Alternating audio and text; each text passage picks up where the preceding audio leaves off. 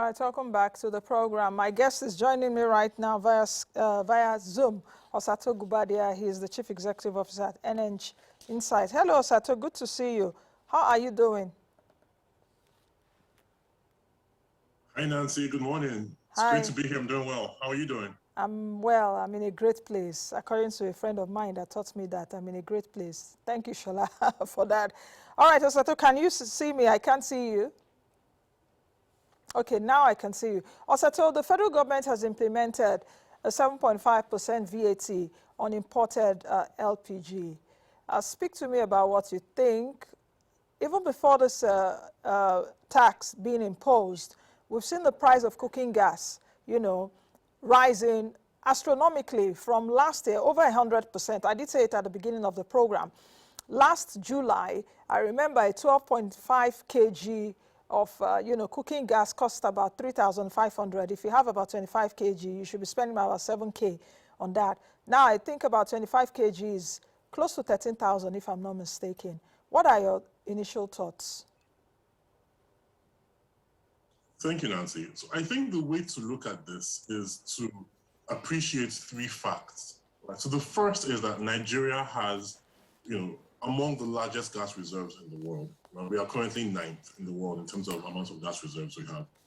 The second fact is that when it comes to cooking gas, only 5% of Nigerians use cooking gas. So the majority of us do not use cooking gas, despite our huge gas reserve. And the third fact is that of those that use cooking gas, most of the cooking gas they use is imported.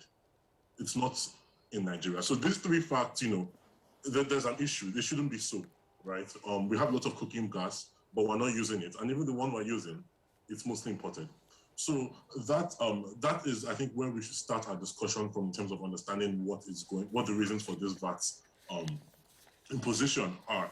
So, in 2019, the federal government decided that, to solve problem number 2, which is that, not enough Nigerians use gas, let's take out VAT from gas. Let's not charge VAT on gas, on imported gas, so that people can, be able to encourage people to, migrate towards gas and leave the charcoal, kerosene, firewood that you spoke about earlier in the show, to leave those options and come for gas, which is a cleaner option for the environment.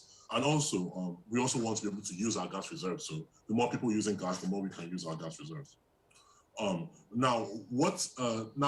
Remember, we also have a third fact that I spoke about, which is that a lot of the gas that we use is imported, right? So that's what the federal government has now done, that tried to solve with imposing this tax in 2021.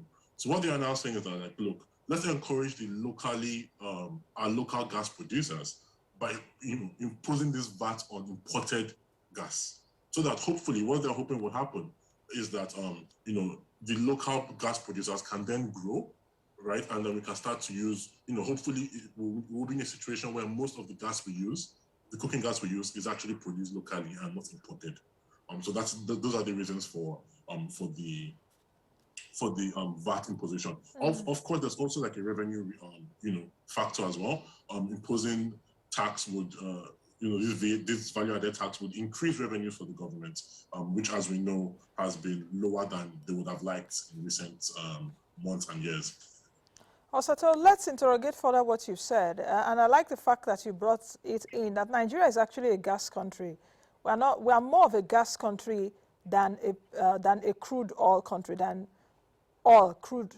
country, but it seems not so much attention is given to gas. You did mention earlier that 5% of Nigerians use cooking gas. So that means the remaining 95% of us use charcoal, firewood, and what have you.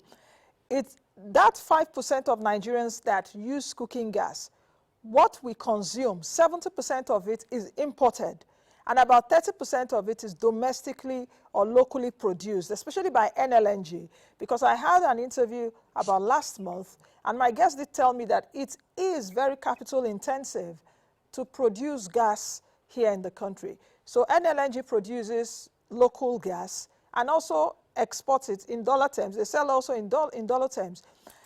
With the federal government raising or implementing VAT of 7.5%, do you still think that it will get our local producers on board, especially that the environment is not, too conducive right now to do business? The business is capital intensive.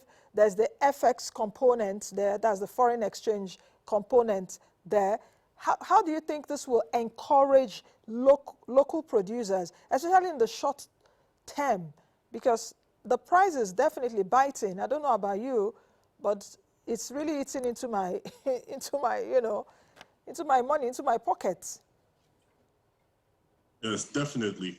Even before the government imposed this tax, we saw some activity in the local production side. Right, NLNG has increased its capacity for gas production, and there are other local gas producers there that are coming into this space. But your question was, would this work? Would we actually see these local producers, come into to be dominant in the space like we want?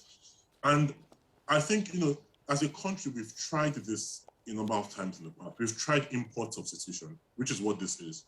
They're trying to make importing, gas more difficult so that local producers can be incentivized to produce more. And sometimes it has worked, sometimes it hasn't, right? We think about the food items that were prohibited from getting FX in 2015. So there's different opinions about how well that has worked. We think about cement. There's different. Sometimes it has worked, sometimes it hasn't worked. So would it work this time around? It remains to be seen what will happen, right? And even if it works, how soon would it work? Because, like you said, it's putting there's a pressure on people's wallets, right? And and that's not what we want right now, because we're still trying to get more people to use cooking gas, which is cleaner, and it makes more sense for us as a gas country. So how soon would it work is a big question as well. But what I would say is that we do have to wait and see. Hopefully, the government is also taking that approach, and after a number of months, there will be an evaluation of this of the effects of this policy, and then depending on what we found, on what the government finds, hopefully they might decide to either remove the tax, maybe double down, or leave things as they are, depending on the information that you find. So I think it's a case of waiting and seeing, because hopefully if we get more local producers, local gas producers, it also takes out the foreign exchange element of gas, or it reduces it significantly.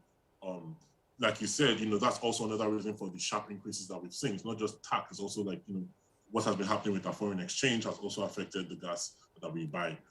So if we're importing, if we're producing locally, obviously that puts less pressure on our foreign exchange, which is what we want. So the ideal is that this policy, in addition to the other policies that the government is putting in place, would help get us to a place where we can use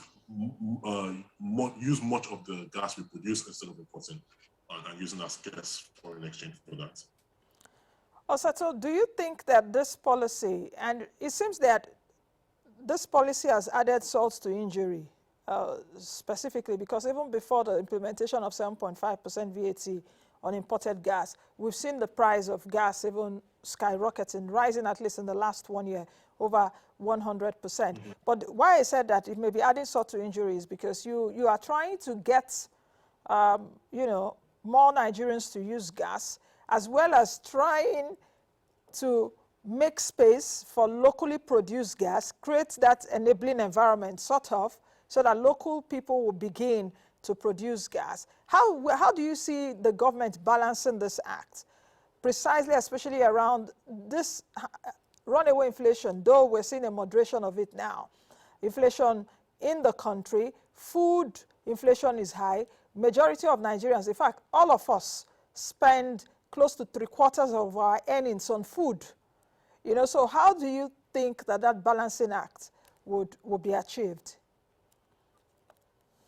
Yeah, I do think that's a very good question, because, if you look at it, ultimately, nobody wants to, we want local gas producers, but we don't want local gas producers coming in, to deal with a small pie, right? If it's a shrinking percentage of Nigerians that are using gas, that's also not beneficial for the local producers. So ultimately, what we do want is to have more people, using cooking gas, so that as the local producers come on board, the market is actually, looking good and it's growing as well. We can't get away. I appreciate the question, in terms of, where does the balance lie? What do you do? I think we have to agree that 5% is too little, right? And there are other initiatives besides, this, just the removal of the VAT that the government has put in place in conjunction with some of the, some of the, supranational bodies like the World Bank, to advance, cooking gas usage in Nigeria. And there was one that the World Bank did with the federal government starting from 2011. I think the goal was to reach, to have 90% of Nigerians during the Jonathan days, clean cooking stoves. And obviously, we know that has not happened. So, it's a difficult balancing act. But I think certainly there are other policies that the government has to drive that local, to drive that the increase in the number from 5%. To something closer to where we would like it. The federal government also launched the National Gas Expansion Program. In fact, we did hear from Timi Presilva, the Minister of State for Petroleum Resources, last year. In fact, I think 2020 was declared the year of gas, so to speak, conversion of petrol cars to gas cars. I don't know if you have converted yours to gas. I haven't done mine. I don't even know if the minister has done his, to convert his car to gas. What I'm trying to say, in essence, is how do you see that policy moving forward, especially with all this around gas issues right now? The NGEP, National Gas Expansion Program. Yeah. No, I like that you mentioned the auto gas initiative, because that is, like you said, this is the decade of gas, right? This is supposed to be a gas revolution in Nigeria, where we finally become dominant in the gas space, both in terms of producing more of our gas, right, and and commercializing it and not flaring it, and also in terms of using it in Nigeria, like expanding the gas region. And one of the options for that is having gas-powered vehicles, like you said. I was talking to some auto gas leaders in the space on Monday, and they were very optimistic for the potential of this auto gas initiative. I think the points that I understood was that there needs to be more awareness, right, of the impact and the benefits of making that switch from petrol to gas. I have not done mine yet, but I understand that, like, I think someone told me that the payback period is between 18 to 24 months. Within 18 to 24 months, you start saving the money for that you start earning back the money that you spent on making that initial conversion. So there's the auto gas initiatives. There's expanding the usage of cooking gas. There's the Petroleum Industry Act that was recently passed to hopefully drive more investors into our gas infrastructure space, so kind of develop and make that more mature. There's a number of initiatives, to be honest with you, that are currently going on. There's also the gas pipelines that are being built. There's the Ajaokuta Kano Kaduna pipeline. There's the Oben pipeline. There are a lot of things that are coming together, and hopefully, if they work out well and they're executed well, could mean that we actually make a significant impact in terms of our gas usage and our gas production. Okay. In this decade. Osato, in just a few seconds as we close this session. So is it not fair for us to talk about that the price of cooking gas is increasing when about 5% of Nigerians only use cooking gas? People like you and me, the rest of Nigerians use charcoal, kerosene, and some other means. So is it not unfair on them? And we should be looking at how do we, ameliorate their suffering. For those of us that can afford it, okay, we can afford it. So if it continues to increase, we can afford it. So the remaining 95% of Nigerians that don't use cooking gas, what should they do? I hope you understand my question, because I'm looking at, okay, for those of us that can afford it now, because it's increasing, we are talking. How about those? And kerosene is deregulated, definitely. So they're also buying it expensive. Kerosene price, I think, is more than petrol a liter. I hope you understand my logic. Yes, definitely. The price and the price being high also affects the people that are not using it, right? It also affects the efforts that the country is making to convert them to using cooking gas. Because if you go to them and tell them to use cooking gas and they are seeing the price increase by 50% in 1 year, it's a harder sell to tell them to switch from firewood or charcoal or kerosene to cooking gas, right? So so ultimately I think that is even the constituency that we should be paying attention to. Right, we do want more of them to switch to cooking gas, and if and as like I said, as the price increases, it makes that more difficult for them.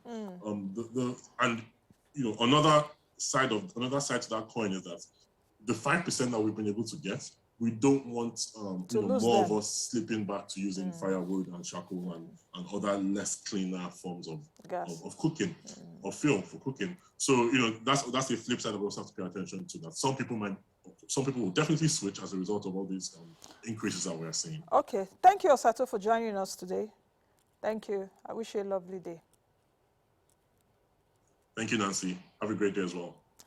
All right, let's move ahead. Kogi State, which is in north-central Nigeria, is among the 6 states participating in the World Bank Agro-Processing Productivity Enhancement and Livelihood Improvement